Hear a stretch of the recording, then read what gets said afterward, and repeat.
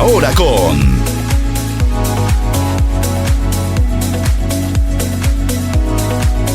el reencuentro de dos continentes, unificando conceptos. Séptimo Congreso Internacional Médico Científico y Desarrollo Empresarial, SISDED. Volvemos a la presencialidad con nuestro afamado congreso, pero ahora en Torre la Vega, Cantabria, España.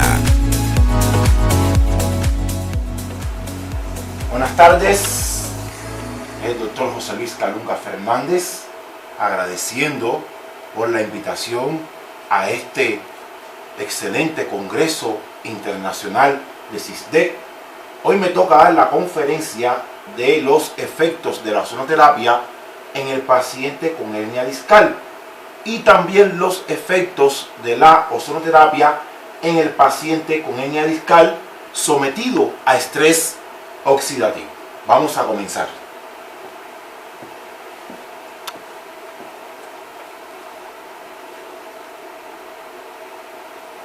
El problema es que el estrés oxidativo y los trastornos del sueño y las variaciones del cortisol tienen un papel importante en la amplificación de los eventos inflamatorios que lesionan al disco intervertebral, así como la raíz nerviosa en pacientes portadores de hernia discal.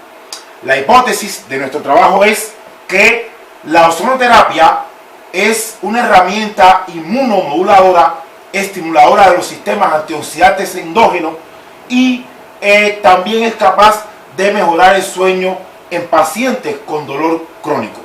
La ozonoterapia tiene un efecto modulador del metabolismo y pensamos que en estos pacientes con dolor crónico que tienen un desequilibrio del cortisol, la ozonoterapia puede ejercer un efecto beneficioso. Los objetivos: valorar el efecto de la ozonoterapia combinada sobre marcadores del estrés oxidativo a nivel sanguíneo en pacientes con hernia discal, valorar el efecto de la ozonoterapia en la escala subjetiva del sueño y también evaluar los efectos de la ozonoterapia sobre niveles del cortisol. Sabemos que el dolor es una experiencia sensorial y emocional desagradable asociada a una lesión tisular. Ya desde el punto de vista de la clasificación del dolor, una duración mayor que un mes ya es un dolor crónico. Conocemos las vías ascendentes nociceptivas, la vía espinotalámica, la espinoreticular, la espinomesencefálica, y desde el punto de vista de los mecanismos tálamo-cortical de la sensación del dolor se describen dos grandes vías: la vía discriminativa sensorial y la vía afectiva. Es importante saber que el dolor puede afectar grandemente nuestro estado emocional y nuestra conducta. También tenemos un sistema que frena el dolor, que frena la aferencia nociceptiva, que desde el punto de vista de la fisiología se llama sistema de analgesia. En cuanto a la neuroanatomía, son una serie de neuronas que están situadas alrededor del acueducto a nivel periventricular del mesencéfalo, a nivel de las zonas del puente periacueductal del tercer y cuarto ventrículo, también está a nivel del rafe, y en la médula espinal existe un complejo inhibidor de la entrada del dolor situado en las astas posteriores de la médula espinal. Desde el punto de vista de la fisiología o de la fisiopatología de la hernia discal, más un conflicto disco-radicular, está el factor compresivo, está el factor neural, está el factor vascular, está el factor anatómico, y hoy día se le da mucha importancia al factor inmunitario. Ahí vemos cómo existen mediadores inflamatorios presentes en la enfermedad discal, como el TNF, la interleuquina 1, la 4, la 6, la 12, la 17. Y desde el punto de vista de materiales y métodos, seleccionamos 40 pacientes, 20 pacientes aparentemente sanos y otros 20 pacientes portadores de hernia discal con conflicto disco-radicular, clínico, imagenológico y electrofisiológico. Estos fueron los criterios de inclusión, como ustedes pueden observar. Estos fueron los criterios de exclusión de nuestra investigación, y a todos los pacientes se les siguieron las reglas establecidas con la declaración de Helsinki de la Asociación Médica Mundial desde el año 2008. Se hicieron muchas mediciones: la escala análoga visual, la fructolisina, la fosfolipasa A2, los productos avanzados de la oxidación de proteína, glutatión reducido, actividad de la superóxido dismutasa, la peroxidación lipídica, la catalasa. Se midió la fuerza muscular por el test de Daniel y se utilizó para medir el nivel subjetivo del sueño, la escala de Oviedo. Además, se determinó los niveles de cortisol en sangre y se realizó la reflectividad osteotendinosa. Recordemos que esto fue un estudio aleatorizado a doble ciega. ¿Por qué medimos el sueño? Porque el sueño es una de las funciones del hipotálamo. Aquí en esta lámina anterior vemos todas las funciones del hipotálamo que conocemos, y el sueño y la vigilia también son funciones hipotalámicas. Por eso fue que el objetivo, uno de los objetivos de nuestro estudio fue determinar el nivel subjetivo del sueño antes y después de la ozonoterapia.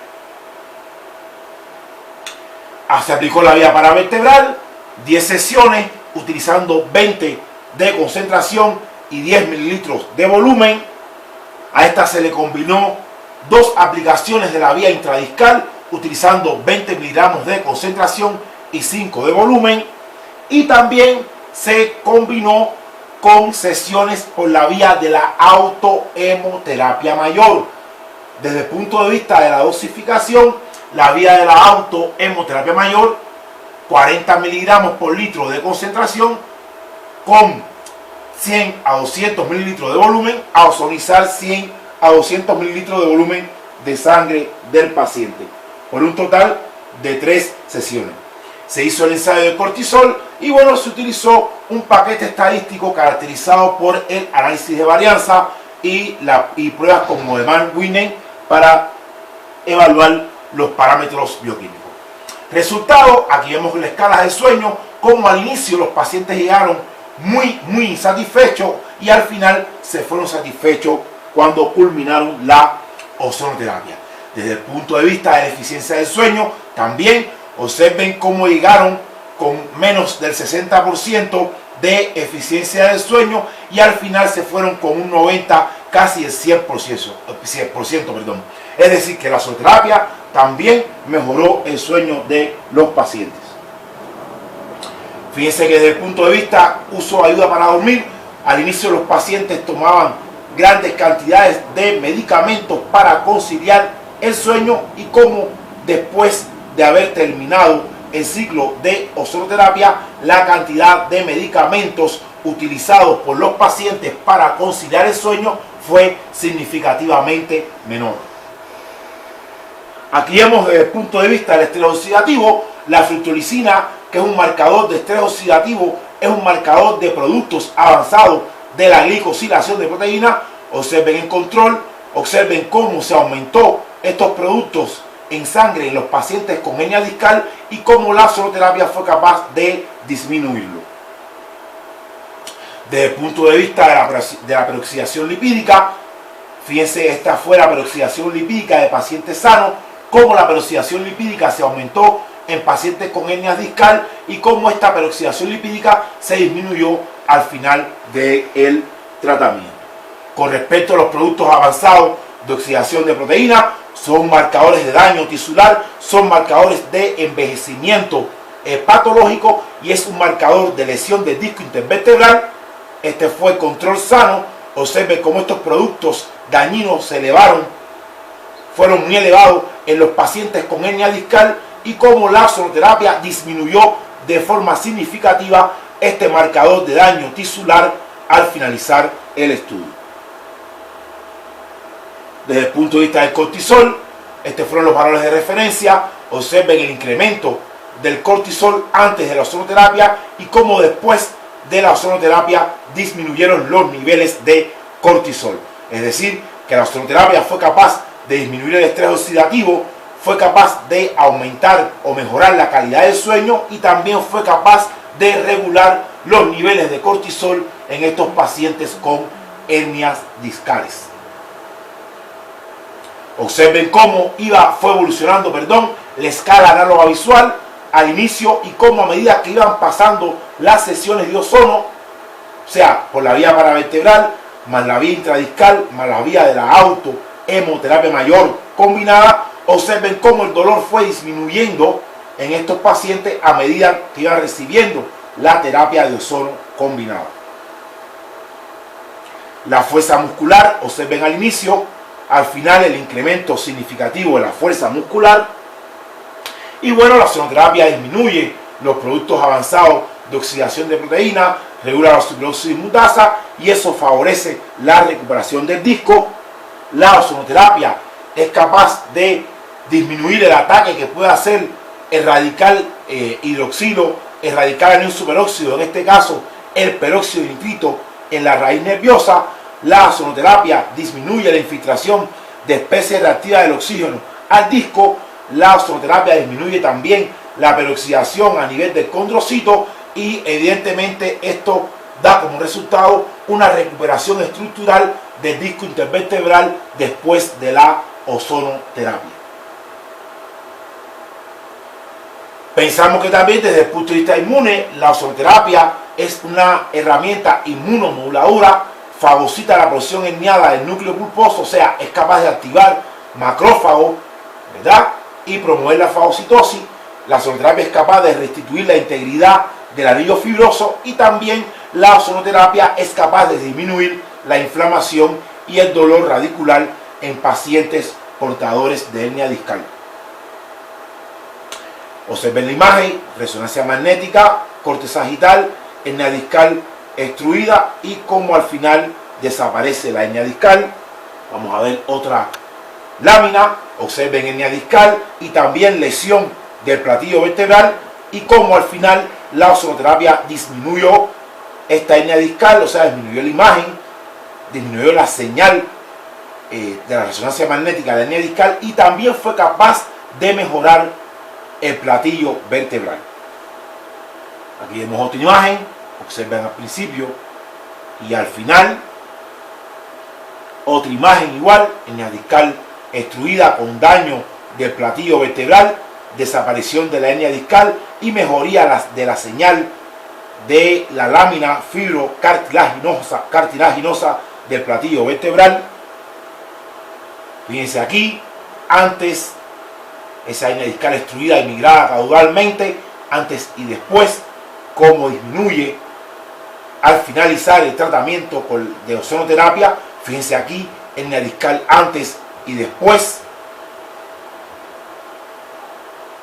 Observen acá, hernia discal extruida y migrada caudalmente antes de la ozonoterapia y cómo desaparece esta hernia discal y el fragmento, ¿verdad?, caudal después de la ozonoterapia combinada. Estas son las publicaciones que avalan científicamente el uso de la ozonoterapia en la hernia discal. Este fue el programa avalado por nuestro Ministerio de Salud Pública de Cuba, donde permite la utilización de la ozonoterapia en pacientes con hernia discal en la isla de Cuba. Y bueno, este es el pequeño aporte de un servidor a la ciencia mundial. Aquí tenemos publicados estos resultados en la revista española el 2010. Aquí también este otro resultado en la revista de investigación biomédica desde el año 2007.